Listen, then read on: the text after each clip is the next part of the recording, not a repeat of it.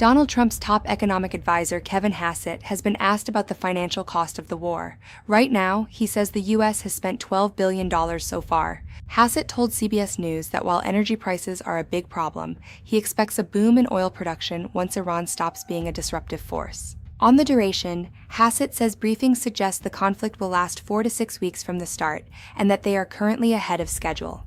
The U.S. has branded Iranian claims of U.S. and Israeli drone attacks as a lie, following suggestions that Lucas drones are being used to sabotage relations. The Lucas drone, used for the first time in this war, was described by Admiral Brad Cooper as a Shahed drone made better and fired right back at Iran. CENTCOM reports that Iran has launched thousands of drones and missiles at its neighbors, targeting only military threats in the region.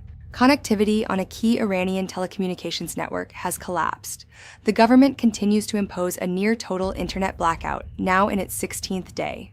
To combat rising prices, the International Energy Agency is releasing 400 million barrels of oil from emergency reserves to global markets. Stocks will be available immediately in Asia-Oceania, and by the end of March in the Americas and Europe, as oil prices sit 25% higher.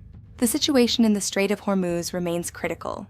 Around 20% of the world's oil passes through this point, which is now all but closed. President Trump has threatened to open the strait one way or another, calling on China, France, and the UK to send warships to the channel. Iran's foreign minister says their nuclear facilities are all under rubble, with no current plans to recover them as the conflict intensifies.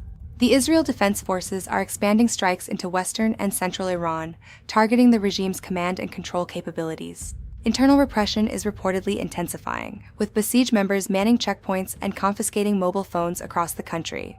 Casualties continue to rise, with the Lebanese Health Ministry reporting 850 deaths, while cluster bombs have caused injuries in Tel Aviv. In Dubai, debris from intercepted attacks has struck buildings, though the UAE has successfully downed over 1,600 drones since the conflict began. With the global economy and regional security at stake, the conversation is just beginning. This is Frontline USA. Subscribe for more updates.